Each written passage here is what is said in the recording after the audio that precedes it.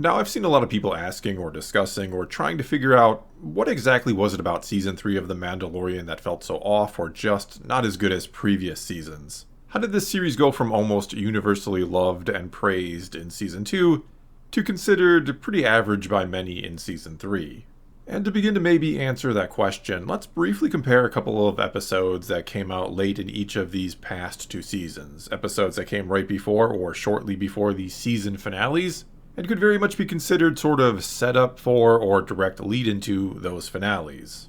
Keeping in mind here that Season 2's finale was one episode, and Season 3's was more along the lines of a two-parter when you consider Episode 8 picks up immediately where 7 left off, and I do mean immediately after.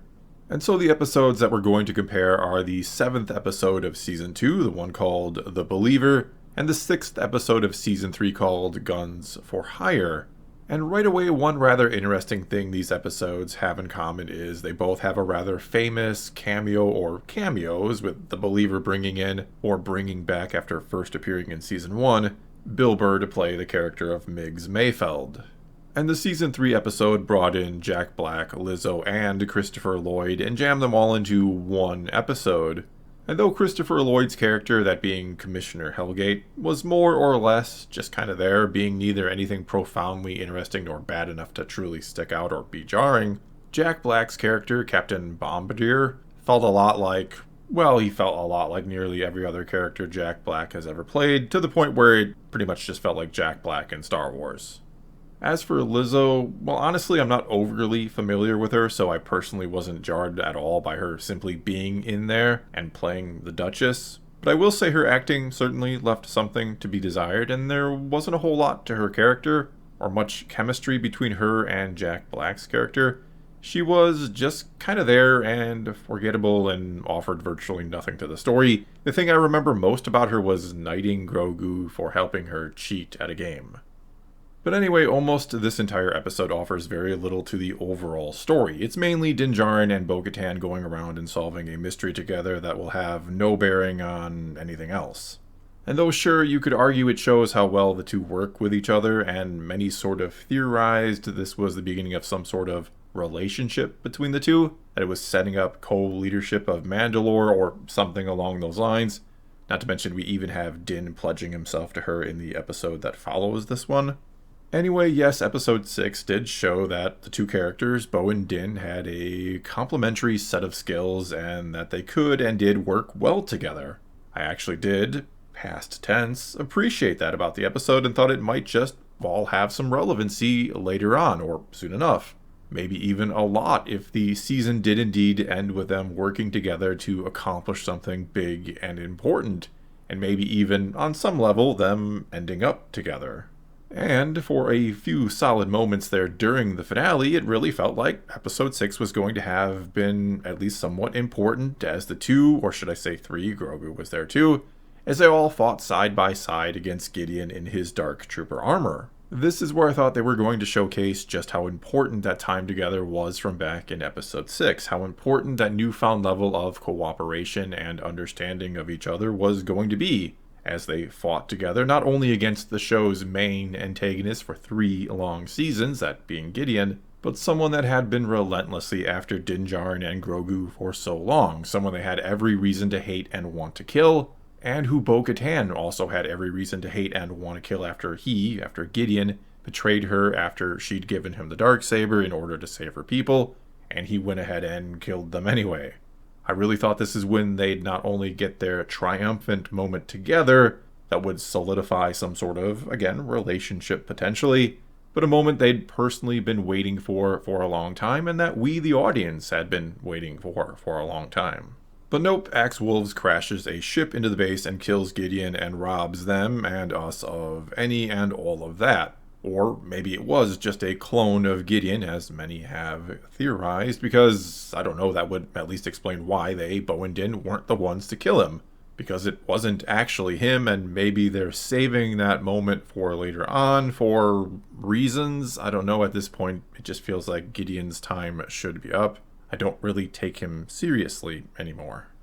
And before you say something along the lines of they didn't want to show our heroes, Bo and Din, killing Gideon, that it's a bad look or something to have them literally, stab him to death with the Darksaber, keep in mind just how many both of them, both Bo and Din, had already killed to get here, with Din even eliminating like an entire hallway of troopers. And that's to say nothing of the fact that once upon a time he cut a guy in two during a bar fight, and he's killed plenty of other people as well.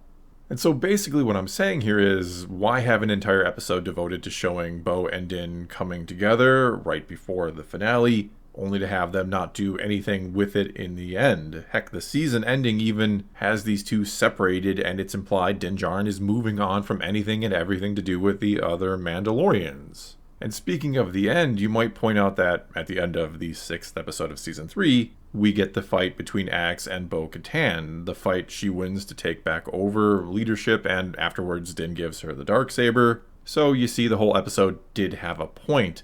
Them working together convinced Din she did deserve the Darksaber back from him, even though he initially tried to immediately give it back to her after first getting it from Gideon, and has admitted it means absolutely nothing to him personally. To be honest, it means nothing to me or my people. Which all makes it feel even more like they just didn't know what to do with this episode on the whole. They knew they wanted this fight between Bo and Axe, and it was going to be a very big moment, as would be, in a way, Din giving her the Darksaber. But that was all they knew. That was the only thing they knew to do with the episode. And that was only going to take 5 minutes, so what else do we do with an episode before the finale? And what they came up with was a cameo-filled distraction that felt, again, like a Scooby-Doo episode. And by now you might be thinking, Thor, why do you gotta be so hard on this show? But the thing is, they've done so much better before with this series. That aforementioned episode 7 of season 2 was so vastly superior to this that it's almost painful when you really think about how much better it was. And again, there are many similarities between the two, with it being a sort of team-up episode right before the finale, and it also had a cameo that could have easily stuck out like a sore thumb and ruined the entire episode, that of course being Bill Burr. But instead of that, instead of the episode feeling like we're just getting Bill Burr himself interacting with Din Djarin and not any sort of actual character from him, it ends up being easily one of the very best episodes of the entire series. These two, surprisingly, play extremely well off each other, and Miggs spends much of the episode questioning and challenging Din's Mandalorian beliefs, especially when it comes to the whole helmet rule. I mean, look at you. You said you couldn't take your helmet off, and now you got a stormtrooper one on, so what's the rule? Is it that you can't take off your Mando helmet, or you can't show your face? Because there is a difference.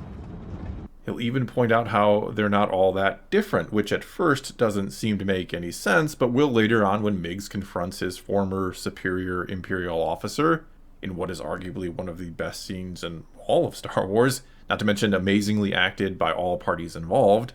And we realize Miggs truly knows a thing or two about following orders and rules and what it can amount to. What being loyal to something that maybe doesn't always have your best interest in mind can lead to. And that sometimes we find who we are in a split-second decision that we have to make, like Miggs shooting that aforementioned officer.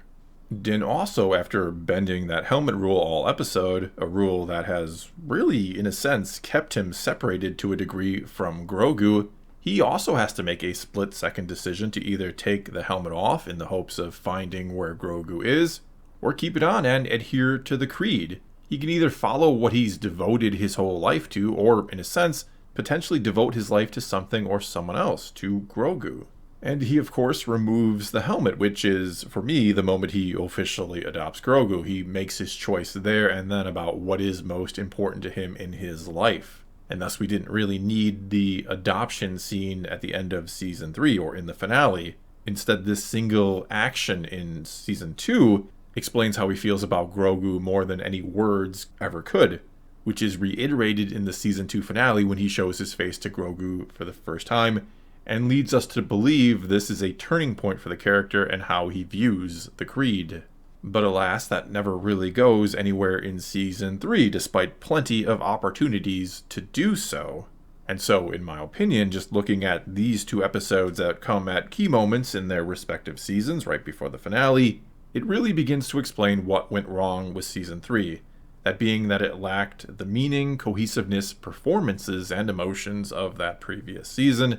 It didn't seem to have the same focus or direction or quality of writing that the show had before, and we certainly felt it when all was said and done. Well, that's all I got for you this time. Now it's your turn to tell me what you think. Do these 2 episodes begin to explain the difference in the 2 seasons, or do you disagree? Whatever you do think, leave those comments below and let's talk some Star Wars. And until next time, thanks for watching.